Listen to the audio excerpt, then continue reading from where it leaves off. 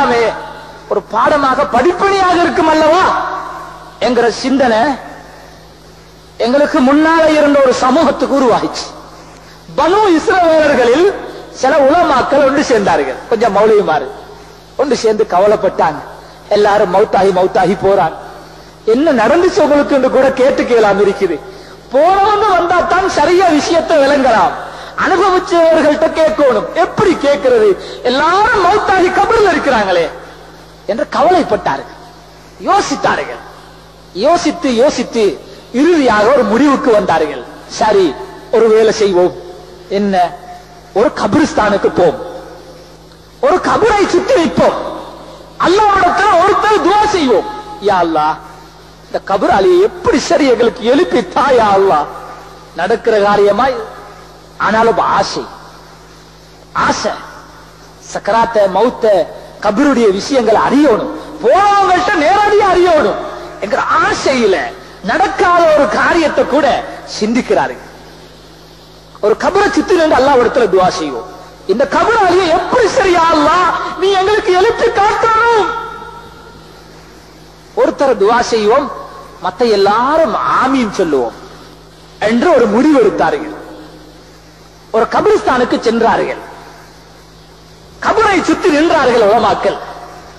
ஒருத்தர் துஆ செஞ்சார், யா அல்லாஹ், மௌத்துக்கு பின்னால என்னென்ன நடக்குது ஒன்றுமே தெரியாது, போன ஒருத்தத்தை நேரடியாக கேட்டுக்கொள்ளணும் என்று எங்களுடைய உள்ளங்கள் விரும்புது. ஏண்டா நாங்களும் பயந்து இன்னும் அமல் செய்யலாமே, இன்னும் கொஞ்சம் அமல் செய்யலாமே என்கிற நோக்கத்துல, யா அல்லாஹ் எப்படி சார் இந்த கபராளியை எங்களுக்கு எழுப்பித்தா என்ற உருக்கமாக துஆ செய்தார். மற்றவர்கள் ஆமீன் சொன்னார்கள். அல்லாஹ் அவனுடைய சக்தியை வெளிப்படுத்துகிறான். மௌத்தானவங்க உலகத்துக்கு வந்தில்லதானே, ஆனாலும் சில விஷயங்கள் நடந்துதான் வந்திருக்கிறாங்க.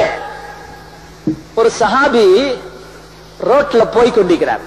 போகும் பொழுது ரோட்டு ஓரமாக ஒரு இடிந்து விழுந்திருக்கும் ஒரு கபரு குழி. அங்கிருந்து ஒரு மனிதன் திடீரென கபரை பிளந்து கொண்டு வெளியில ஓடி வருகிறார். வெளியில் ஓடி வாரான், தூரத்திலிருந்து வருகிறார். இந்த சஹாபியை கண்டதோட அப்துல்லா அப்துல்லா என்ன காப்பாத்துங்கோ, என்ன காப்பாத்துங்கோ என்று கத்திக்கொண்டே வருகிறார். கபரில் இருக்கிறவன்.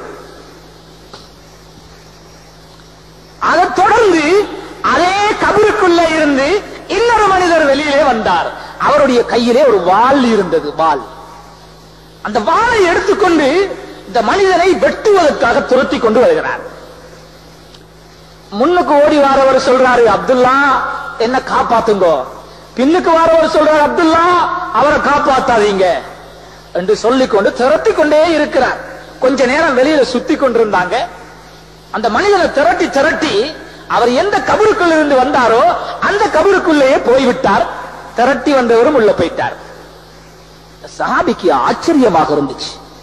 மௌத்தாகி போற யாரும் வாரது கிடையாது, ஆனா கபருக்குள்ள இருந்து ரெண்டு பேரும் வந்தாங்களே. ஓடி போகிறார். யா ரசூலல்லாஹ், இப்படி ஒரு சம்பவம் நடந்துச்சு வார நேரம், இது என்ன யா ரசூலல்லாஹ், ஆச்சரியமாகவும் அதிசயமாகவும் இருக்கிறது என்று முறைப்பட்டார். நபி ஸல்லல்லாஹு அலைஹி வஸல்லம் அவர்கள் சொன்னார்கள், இந்த முதலாவது ஓடி வந்த மனுஷன் யாரு தெரியுமா? அபூ ஜஹல். அவன் உலகத்தில் அவன் செய்த அட்டகாசங்களுக்காக கியாமத்து வரை அவனை துன்புறுத்துவதற்காக, அவனை அதாபு கொடுப்பதற்காக அல்லாஹ் ஒரு மலக்கை சாட்டி இருக்கிறான். அந்த மலக்கு தான் இரண்டாவது ஓடி வந்தவர். கபருக்கு போனவங்க உலகத்துக்கு வர இல்ல என்றும் சொல்ல முடியாது. சம்பவங்கள் வந்திருக்கிறாங்க. நபி ஸல்லல்லாஹு அலைஹி வஸல்லம் அவர்கள் ஒரு நாள் கவலையோடு இருக்கிறாங்க. சரியான கவலை. இந்த கவலைய அல்லாஹ்வுக்கு கூட பார்த்துட்டு கேலாம், அவ்வளவு கவலைப்படுறாங்க. ஜிப்ரீல் அலைஹிஸ்ஸலாம் அவங்களை கூப்பிட்டு அல்லாஹ் சொன்னான், ஜிப்ரீல் ஏண்ட நபி கவலைப்படுறாங்க, போய் சலாம் சொல்லுங்க, ஏண்ட சலாத்தை சொல்லுங்க நபிக்கு. ஜிப்ரீல் அலைஹிஸ்ஸலாம் வந்தான்.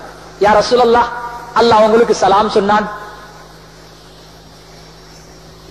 உங்களுக்கு என்ன கவலை என்று கேட்டுட்டு வர சொன்னான். நபி ஸல்லல்லாஹு அலைஹி வஸல்லம் அவர்கள் சொன்னார்கள், எனக்கு என்னதான் கவலை, ஏண்ட உம்மத்தை பத்தி தான் எனக்கு கவலை, ஏண்ட சமூகம், ஏண்ட உம்மத்தை பத்தி தான் நான் கவலைப்படுகிறேன்.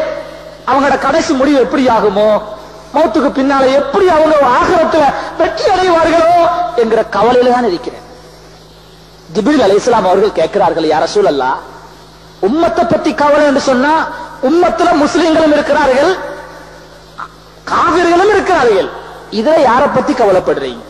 சொன்னார்கள், முஸ்லிம்களை பத்தி தான் கவலைப்படுகிறேன், முஸ்லிம்களை பத்தி தான் கவலை.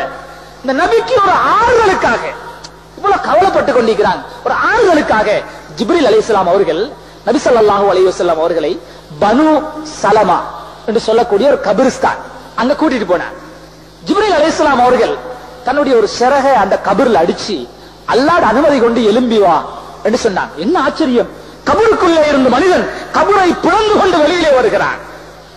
ஆனா ஒரு சாலிஹான மனுஷன் அல்ஹம்துலில்லாஹ் அல்லாஹ்வை புகழ்ந்து கொண்டு வெளியிலே வருகிறான். முகமெல்லாம் செழிப்பாக இருக்கிறது, சொர்க்கவாசிக்கு அடையாளமாக வெளியில வந்தான். சரி உள்ளுக்கு போ, அவன் உள்ள போயிட்டான்.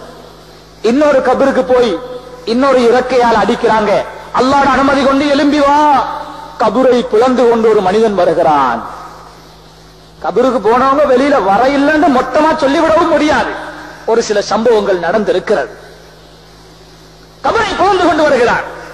அவனுடைய முகத்தை பார்க்க முடியாது, பயங்கரம், கேவலம், இழிவு அவனை சூழ்ந்திருந்தது. உலக வாழ்க்கையை வீணாக்கிட்டேனே, ஆகிரத்துல நஷ்டத்தை அடைஞ்சிட்டேனே என்கிற கவலையில் வெளியிலே வந்தான். சரி நீ போ என்று சொல்ல அவன் போய்விட்டான், கபருக்குள்ள போயிட்டான். சொன்னார்கள், யா ரசூலல்லாஹ், நீங்க எவ்வளவுதான் கவலைப்பட்டாலும் அவனோட உம்மத்து உலகத்துல எப்படி வாழுவாங்களோ அப்படித்தான் மௌத்து வரும். நல்ல நிலைமையில மௌத்தாகினால் எழுப்பப்படும் பொழுதும் நல்லவனாக எழுப்பப்படுவான். பாவத்தை செய்து கொண்டு அநியாயத்தை செய்து கொண்டு ஹராத்தில இருந்து கொண்டு மௌத்து வந்தால் அவனுடைய நிலைமை எழுப்பப்படும் பொழுது மோசமாக இருக்கும். அது யாருக்கும் உதவி செய்யலாம். சில நேரத்துக்கு நபிக்கும் அவனை பாதுகாக்கிறா போகும். ரொம்ப கவனமாக இருக்கணும் உலக வாழ்க்கை, ரொம்ப ஒவ்வொரு நிமிடமும் பொறுமதியானது. அப்ப உலமாக்கள் பனு இஸ்ரவேலர்களுடைய ஒரு கபிரிஸ்தானுக்கு சென்று துஆ செய்கிறார். ஒருத்தர் துஆ செய்ய மத்தவங்க ஆமீன் சொல்றாங்க. என்ன ஆச்சரியம், கபரை புலந்து கொண்டு அந்த கபரிலே ஏற்கனவே அடங்கப்பட்ட ஒரு மனிதர் வருகிறார். எல்லாரும் ஆசையோட பார்த்துட்டு இருக்கிறார். இவர்கிட்ட அதை கேட்கணும் இதை கேட்கணும், எப்படி சக்கராத் இருந்துச்சு, எப்படி இஸ்ராயேல் அலைஹிஸ்ஸலாம் இருந்தாங்க, எப்படி அல்லாஹ் உங்களோட நடந்து கொண்டான், பல கேள்விகளை வைத்துக் கொண்டிருக்கிறார்கள். வெளியில வந்தவர் இவங்களோட நிலைமைகளை பார்த்துட்டு சொன்னாரு, நீங்க என்னிடத்துல என்னென்ன கேள்விகளை கேட்க போறீங்களோ எனக்கு தெரியாது, ஆனா நான் ஒன்று சொல்றேன், அதை நீங்க ஞாபகத்துல வச்சுக்கொள்ளுங்க. நான் இன்று மரணித்து 50 வருஷங்களாகிறது, 50 வருஷம். ஏண்ட உடம்புல என்னுடைய உயிரை இஸ்ராயேல் அலைஹிஸ்ஸலாம் அவர்கள் வந்து கலட்டி எடுக்கின்ற நேரம் எனக்கு ஏற்பட்ட சக்கராத்துடைய வருத்தம் இன்றைக்கும் எங்க உடம்புல இருக்குது என்று சொல்லிவிட்டு உள்ளே சென்று விட்டார். 50 வருஷம் மௌத்தாகி 50 வருஷங்கள் இன்னும் சக்கராத்துடைய வேதனை அவருடைய உடம்பை விட்டு போக இல்லை.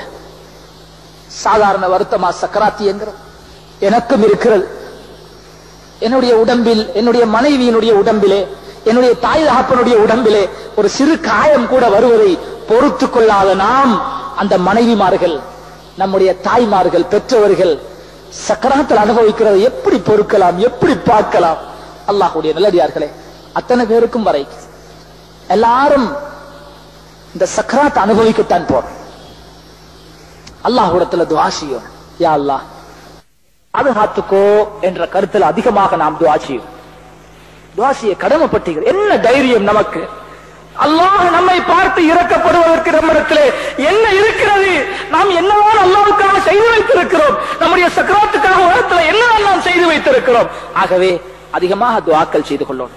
நபி ஸல்லல்லாஹு அலைஹி வஸல்லம் அவர்கள் சொன்னார்கள், இந்த உலகம் ஈக்கிது, இது அற்பமானது, கேவலமானது, இழிவானது, முடிஞ்சு போகக்கூடியது, அழிந்து போகக்கூடியது.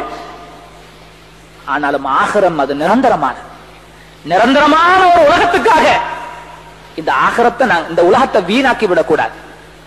அதிகமானவர்கள் ஆகிரத்தை மறந்து விட்டார்கள், மௌத்தை மறந்து விட்டார்கள், சக்கராத்தை மறந்து விட்டார்கள். அல்லாஹ்வை, கபரை, நரகத்தை, தண்டனைகளை, நன்மைகளை மறந்து உலகத்துக்காகவே செயல்படுகிறார்கள். துனியாதாரிகளாக மாறிவிட்டார்கள். வியாபாரம் தான் என்னுடைய நோக்கம், உலகத்தை அடைவதுதான் என்னுடைய நோக்கம். அதிகமானவர்கள் ஆகிரத்தை மறந்து விட்டார்கள், மௌத்தை மறந்து விட்டார்கள், சக்கராத்தை மறந்து விட்டார்கள், அல்லாஹ்வை, கபரை, நரகத்தை, தண்டனைகளை, நன்மைகளை மறந்து உலகத்துக்காகவே செயல்படுகிறார்கள். துனியாதாரிகளாக மாறிவிட்டார்கள். வியாபாரம் தான் என்னுடைய நோக்கம், உலகத்தை அடைவதுதான் என்னுடைய நோக்கம், உலகத்துல பேரையும் புகழையும் அடைவதுதான் என்னுடைய நோக்கம் என்று சிலர்கள் உலகத்துக்காகவே ஆகிவிட்டார்கள். அல்லாஹ் அந்த வாழ்க்கையை விட்டு எங்களை பாதுகாக்கணும். நபி ஸல்லல்லாஹு அலைஹி வஸல்லம் அவர்கள் ஆயிஷா ரலியல்லாஹு அன்ஹா அவங்களோட மடியில் ஒரு நாள் படுத்து கொண்டிருக்கிறார்.